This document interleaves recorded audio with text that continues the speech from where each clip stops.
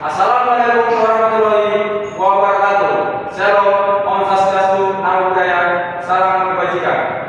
Kami dari kelompok 4 perubahan sosial ekonomi dan budaya di sektor kemaritiman.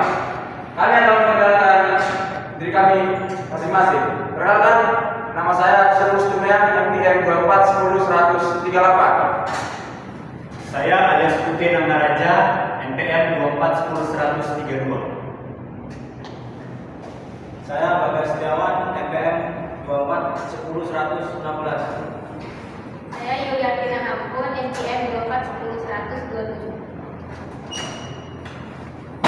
Saya Eki Samudra dengan MPM 2411-022. Saya Arif Umar dengan nomor MPM 241010-004. Saya Muhammad Arifin Akab dengan NPM 2410-110.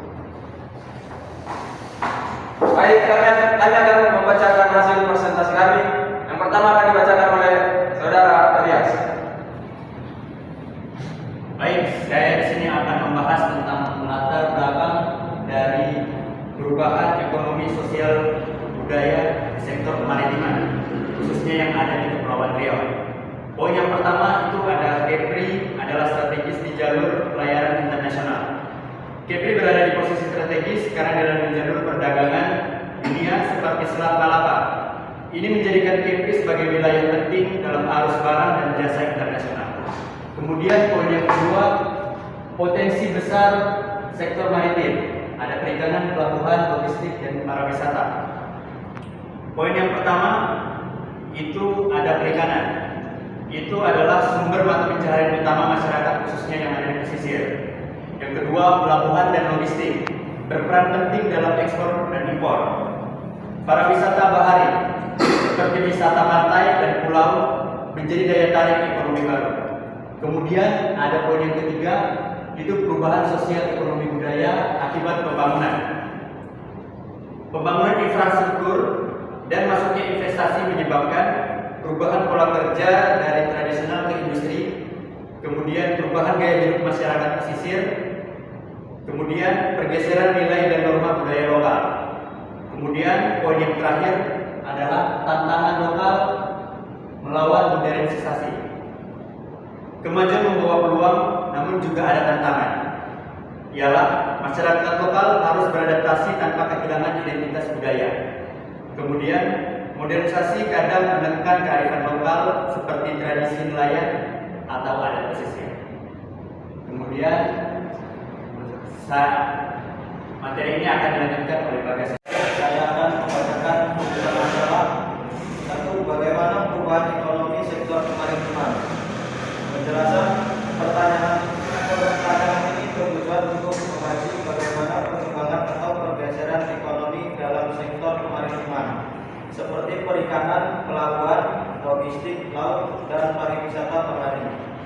Fokus utamanya adalah apakah sektor ini tumbuh, menurun atau mengalami restrukturisasi serta faktor penyebabnya, teknologi, kebijakan, globalisasi, dan lain-lain. Dua, apa dampak sosialnya? Penjelasan ingin mengetahui bagaimana perubahan di sektor kemaritiman memengaruhi masyarakat, baik dari sisi pekerjaan, migrasi penduduk, konflik sosial, ketimpangan sosial, maupun kualitas hidup masyarakat pesisir. Tiga, bagaimana transformasi budaya? Penjelasan menggali bagaimana nilai-nilai budaya, tradisi lokal, dan cara hidup masyarakat pesisir berubah seiring berkembangnya sektor kemaritiman. Misalnya, apakah budaya maritim tetap lestari atau mulai tergeser oleh modernisasi? Empat, apa peran pemerintah daerah? Menjelaskan bagaimana kebijakan, regulasi, program pembangunan, dan dukungan pemerintah daerah dalam mendorong atau mengelola sektor kemaritiman agar memberi dampak positif bagi masyarakat lokal. Kemudian akan dilanjutkan kawan saya Yulia. Saya akan membacakan tujuan dari penulisan perubahan sosial ekonomi dan budaya di sektor kemaritiman. Tujuan dari penulisan ini adalah untuk menganalisis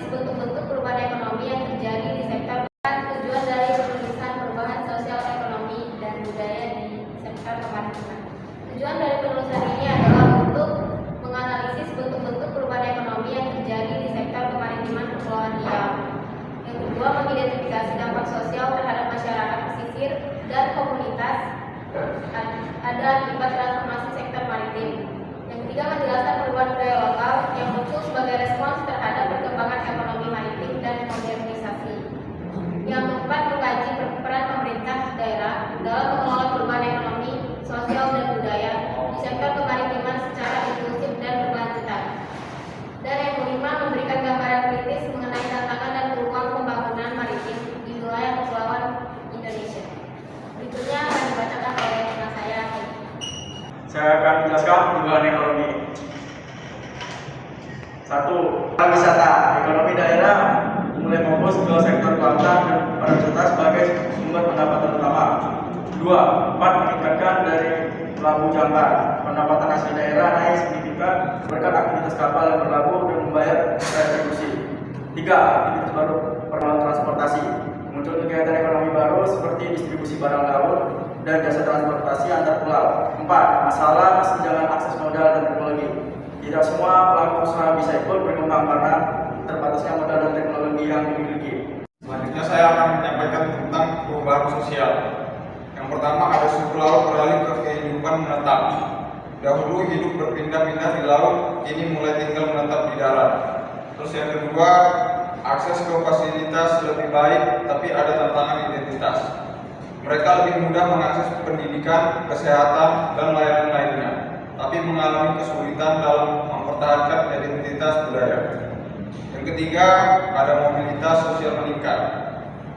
Kesempatan untuk naik tingkat sosial atau pendidikan, pekerjaan menjadi lebih terbuka. Yang keempat, struktur sosial dan interaksi berubah, pola hubungan antara individu dan kelompok mulai bergeser karena pengaruh lingkungan baru. Selanjutnya akan disampaikan oleh teman saya Arifin. Oke, selanjutnya ada transformasi budaya dan peran pemerintah. Poin pertama ada tradisi maritim yang mulai tergeser. Modernisasi menyebabkan budaya laut seperti nelayan tradisional makin ditinggalkan. Poin kedua ada budaya yang dijadikan daya tarik wisata. Budaya lokal dapat dimanfaatkan untuk menarik wisatawan, namun dapat beresiko dan kehilangan makna aslinya. Poin ketiga ada peran Pemda penting dalam regulasi, pelatihan, dan pelestarian. Pemda berperan penting dalam membuat regulasi, memberi pelatihan, dan menjaga pelestarian budaya. Poin keempat, dorongan RUU daerah kepulauan. RUU ini penting untuk memperkuat hukuman hukum dan pembangunan bagi wilayah kepulauan, terutama Kepulauan Riau. Sekian presentasi dari kami. Selanjutnya akan disambung oleh moderator kami tersebut. Terima kasih. Saya akan menjelaskan kesimpulan dan saran dari hasil dari kelompok kami.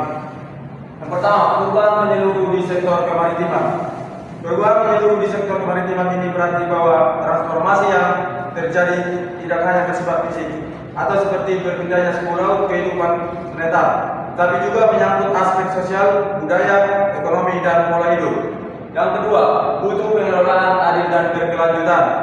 Pembangunan dan perubahan yang terjadi harus dikelola dengan prinsip keadilan atau tidak merugikan kelompok tertentu dan berkelanjutan agar manfaat bisa dirasakan dalam jangka panjang dan tidak merusak lingkungan atau budaya lokal. Yang ketiga, pelestarian budaya penting dalam pembangunan. Budaya lokal, khususnya budaya maritim, tidak boleh ditinggalkan, justru harus menjadi bagian dari pembangunan. Misalnya dengan menjadikannya daya tarik wisata, edukasi, dan identitas lokal. Dan yang keempat, kolaborasi pusat daerah harus diperkuat. Perubahan dan pembangunan tidak bisa hanya dilakukan oleh pemerintah pusat. Pemerintah daerah harus dilibatkan secara aktif, baik dalam perencanaan, pelaksanaan, maupun pengawasan. Kolaborasi ini penting agar kebijakan lebih tepat sasaran sesuai dengan kebutuhan lokal.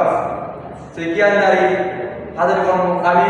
Jika ada kekurangan, mohon dimaafkan. Assalamualaikum warahmatullahi wabarakatuh.